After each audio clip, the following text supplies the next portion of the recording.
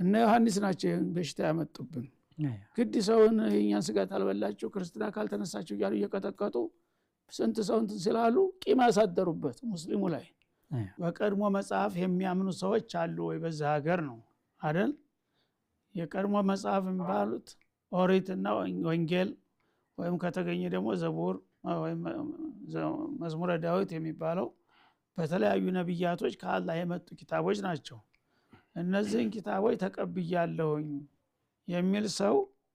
የቀደምት መጽሐፍ ባለቤቶች በማለት ቁርአን ራሱ ይጠራቸዋል ቁል አህለል ኪታብ ይላል በየቦታው ማለት ነው እና አህለል ኪታብ ማለት በወንጌል በነብዩላህ ኢሳ በወረደው ኪታብ አምናለሁ ይሄ አዲስ ብሉክ አዲስ እንትና የሚሉት ማለት ነው መጽሐፍ ቅዱስ የሚባለው አምንበታለሁ ካለ አንድ ሰው አህለል ኪታብ ሆኗል ማለት ነው ስለዚህ ይሄንን የሚል ሰው ካለ እሱ ያረደውን አላህ ተፈቅዶላችኋል ይላል ወጣሙ الذين اوتوا الكتاب حل لكم ይላል ማለት ነው አህለል ኪታብ የሚባል ነገር የለም ታልክ ታሪክን የካርክ ነው ማለት ነው ምክንያቱም አህለል ኪታብ እንዳለ አውቆ ነው መጀመሪያ አላህ ያወረደው አህለል ኪታቦች ደግሞ ስማቸው ብቻ ሳይሆን ተግባራቸውንም ተናግሯል ጸረ ተውሂድ የሆነ ተግባር እንዳላቸው ያወቀ ለምሳሌ ቃለት اليهود عزير ابن الله ይላል ቃለት المسيح ابن الله ቃለት النصارى المسيح ابن الله ይላል ይሁዶች እንደገና የዱላህ መግሉለትን ይላል ይሄን ሁሉ ቁርአን ዘግቦታል ይሄን ባይሉ ኑሮ መጀመሪያ ይሄንን ይያሉ አህለል ኪታብ ይላቸዋል ማለት ነው ይሄንን ይያሉ አህለል ኪታብ አሁንስ ምን ልዩነት አለ ይሄን አይደል የሚሉት ኢየሱስ ጌታ ልጅ ነው ወይም ጌታ ነው የሚሉት ይሄው ተብሏል ሳሊስ ሰላሰቲን ሶስት ስላሴ የሚለው ቁርአን ተናግሯል ራሱ ሳሊስ ተቁሉ ሰላሰቱን እንተው ይላል እና ምንድነው ልዩነቱ ከወትሮና ካሁኑ ምንም የተለወጠ ነገር የለም ምናልባት በቁጥሩ ሊበዛ ይችላል አሁን ያለው ምክንያቱም የህዝቡን ቁጥር ስለጀመረ ያው የህዝብ ቁጥር በጨመረ ቁጥር ቤተክርስቲያን ይሰራል አዲስ ጣዖት ይመጣል ተዛ የተለየ የለም ሶስት ስላሴም አለ ማርያምም አለ ገብርኤልም አለ ሚካኤልም አለ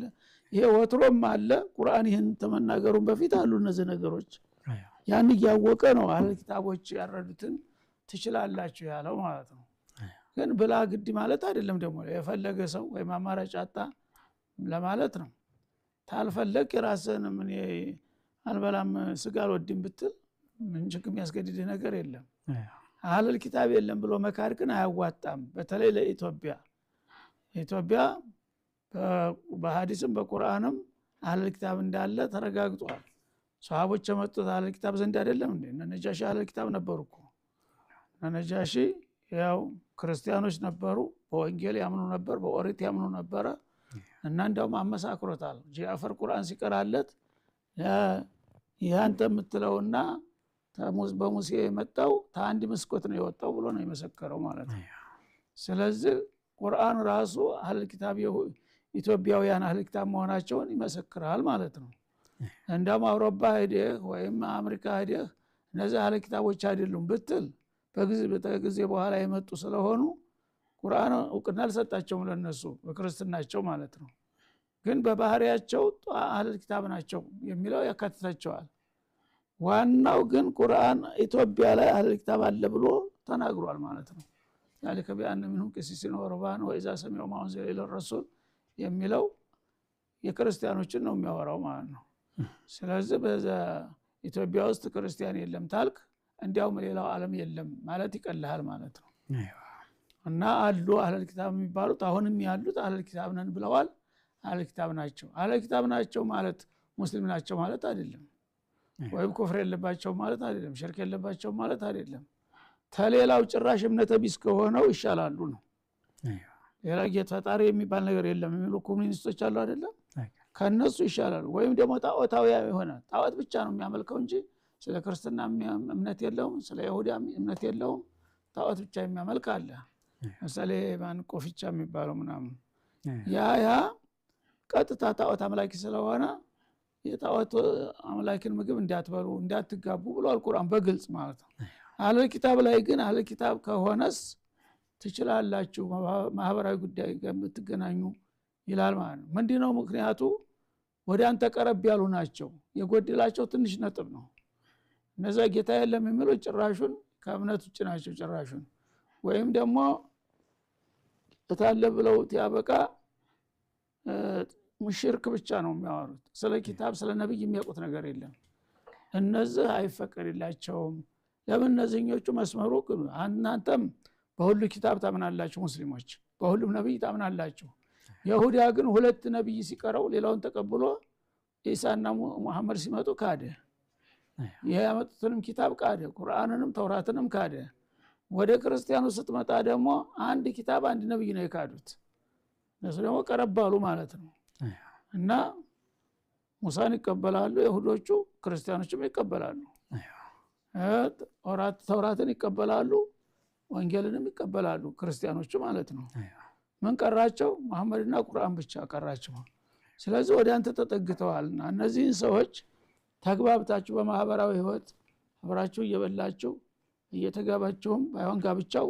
ከነሱ ሴት ወደ ሙስሊም ማንጣት ነው የሙስሊም ሴት ወደ እነሱ አይቻልም በዚህ መልክ ዳዕዋውን አስፉት ምክንያቱም ሰው በምንም ነገር በማንገናኝ ከሆነ እንዴት አድርገህ ነው ዳዕዋ የምታረገው ዓለም በሙሉ ዳዕዋ እስላም መድረስ አለበት ለመድረስ ደግሞ መቀራረብ አለብህ ስለዚህ ለመቀራረብ መጀመሪያውንም ሩቅ አይደሉምና ትንሽ ጉደል ነው ምን አለ እናንተ በመታምኑበት ሁሉ ነብይኛ እናምናለን በእናንተ ኪታብኛ እኛ እኮ አንድ ነጥብ ነው በለጥናችሁ እናንተም የምታረጉት ተስተካከላላችሁ ብለህ ለመግባባት በር ይከፍታል